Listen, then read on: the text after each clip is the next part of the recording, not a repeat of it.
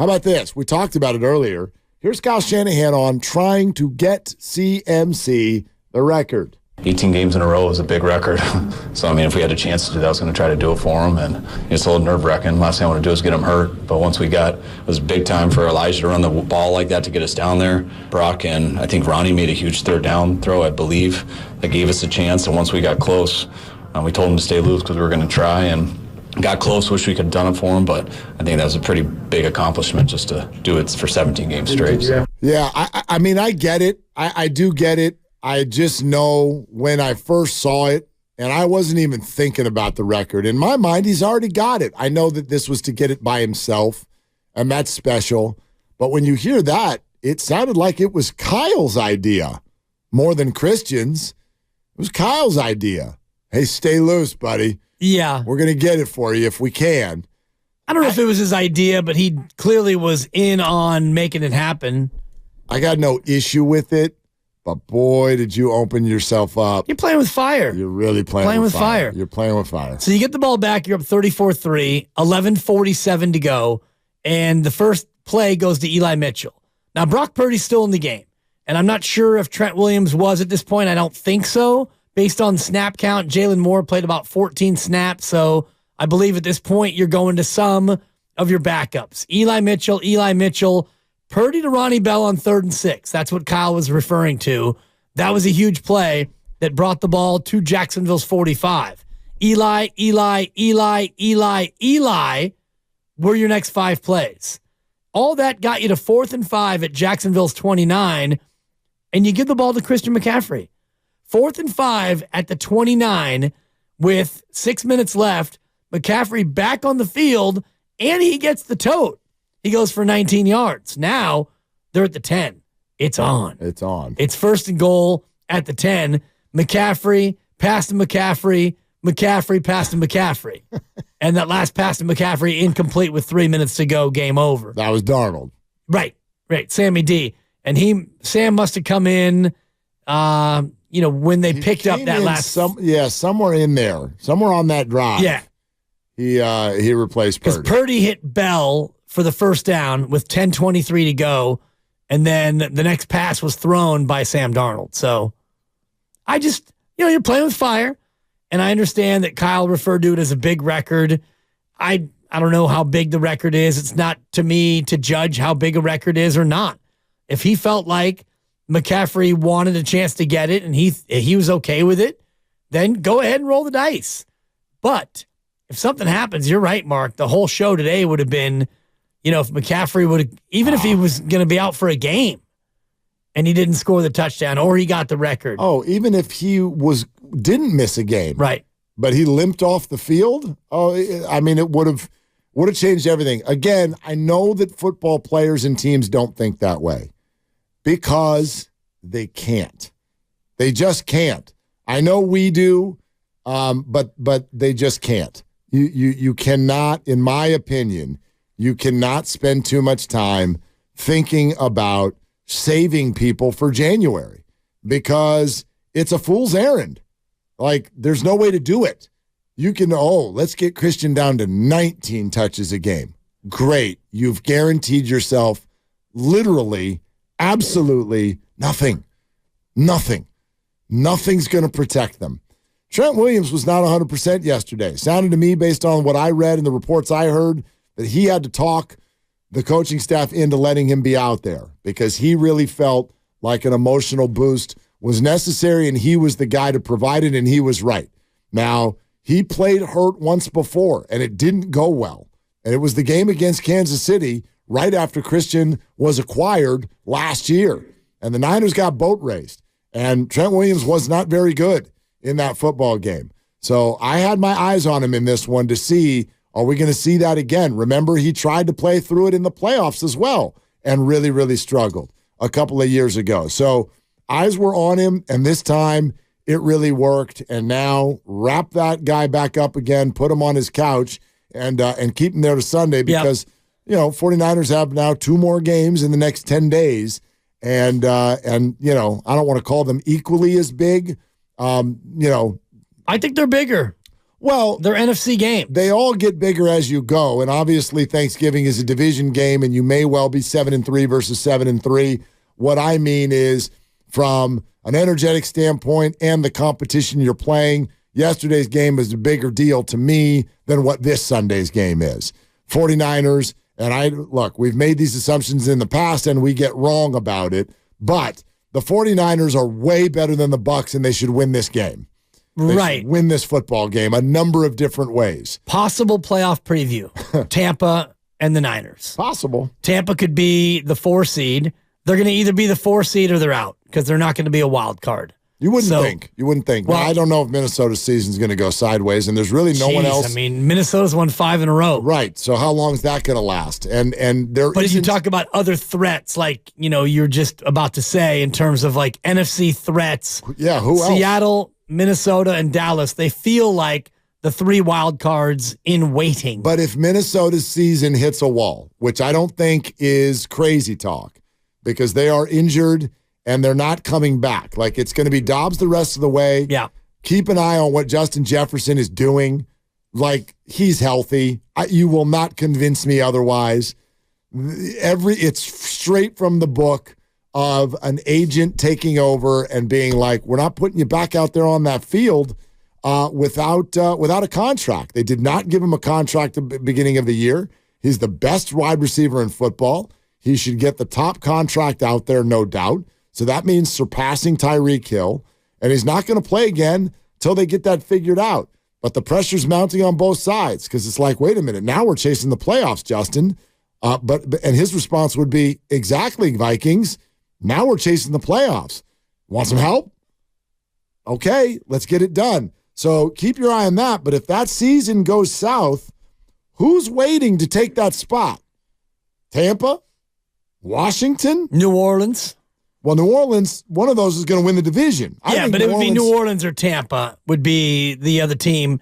The winner of that division probably going to be 9-8, maybe 10-7. Maybe, yeah. But so can Minnesota win 3 of their last 7 ball games? Their schedule's not too daunting. They still have Chicago. Yep. They have a trip to Vegas. They've got a number of games against teams with losing records.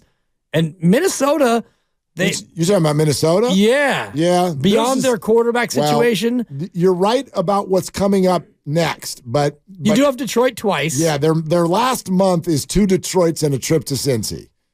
Tough. That final Detroit may be a game that Detroit punts on if they're locked in at the 2 seed. Maybe. Or locked in at the 1 seed, depending on where that winds up. But Minnesota does have some winnable games. Yep. But to the greater point about the upcoming Niner schedule, I do think that these conference games have a little bit more heft to them.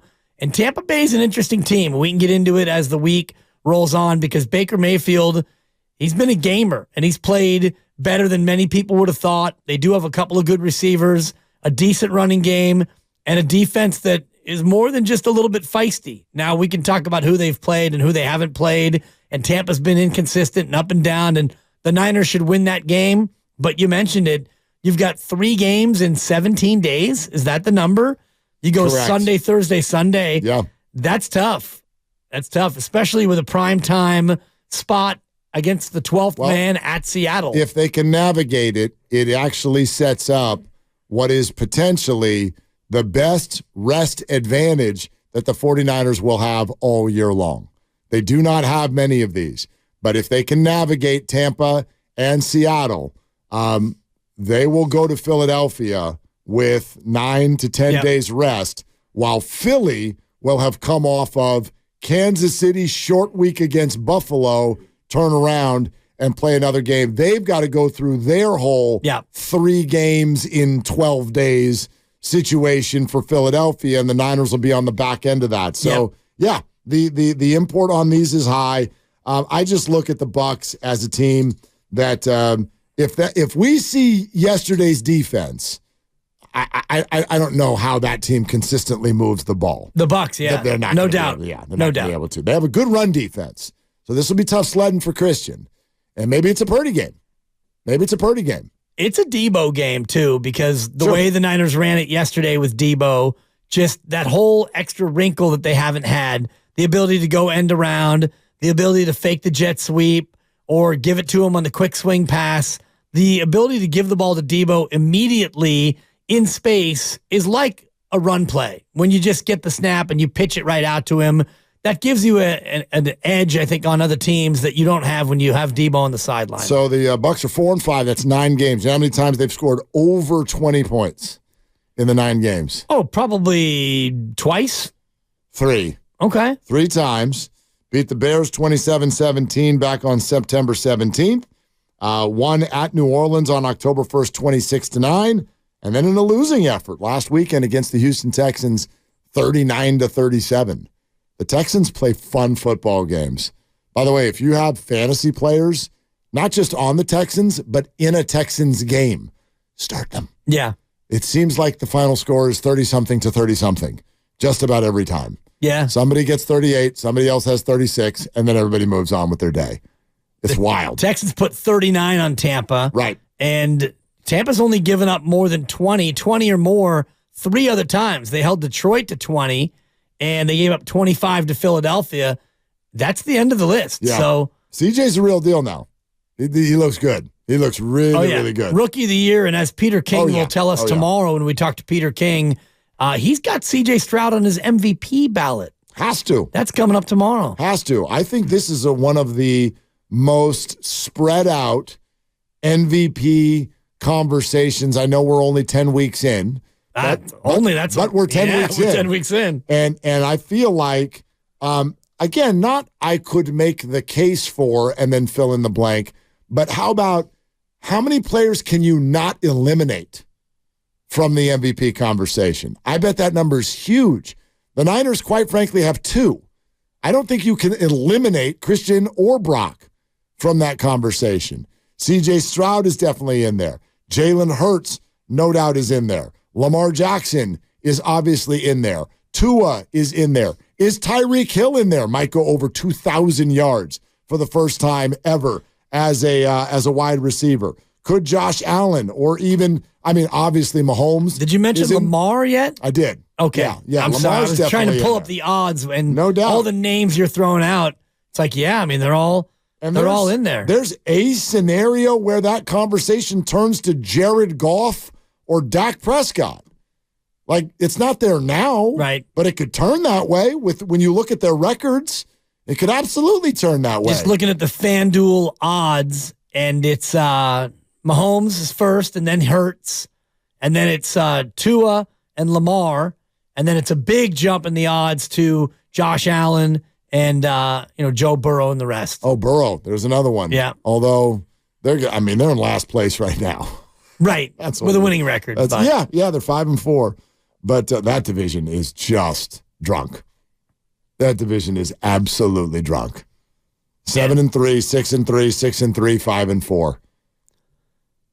Unbelievable. CJ Stroud 20-1 right now. Yeah. He's the 6th choice on the board, tied with Burrow. McCaffrey and Brock are both 30-1. Okay. Tied with Jared Goff and Dak. There you go. They're all on the board. And where's Tyreek? Is Tyreek not even on there? Tyreek, I am not seeing. Tyreek is 50-1. 50-1. Mahomes, Hurts, Tua, Lamar are your 4 big favorites, and then there's a big jump to the next group. He's already over 1,000 yards. Tyreek Hill at the break. Yeah. And they didn't play yesterday, so 9 of his 17. 1,076 yards already. So just an unbelievable season right now, and obviously that's part of why Tua has the numbers that he does. So anyway, the other thing that we wanted to say on McCaffrey, I just, in a way, I'm almost glad he didn't get it. Obviously, I'm glad he didn't get hurt, but my initial reaction to it was, wow. They're opening themselves up to criticism if something happens. But secondly, it's almost like they're opening themselves up to criticism even if something does happen. Not because of I think this is a tired deal in pro sports. Oh, they're rubbing it in. It's pro sports. Like, everybody gets what's going on here, and you're all getting millions of dollars. If you're bothered by it, get off the field. Like, this is not high school. It's different. But the other side to it is, like, if he gets the record, you force-fed it to him. It was not within the framework of the game. I don't think that matters. It doesn't matter to me. I mean, and historically, maybe it wouldn't matter, but, I likened it earlier to like when Strahan got the sack record because Brett Favre took a step and fell over and Mike just tagged him. Okay, you won the record. Well, somebody handed it to you. That was the career sack record, right? Or was that the single season or career? I can't remember. Football records are, mostly not that important in terms of football records. Like you were just talking about Tyreek Hill, and I had to actually Google who currently holds the record for most receiving yards in a season. I didn't know the player, and I didn't know what the number is. I don't know that I do either. Is it Charlie Joyner? No, it's Megatron.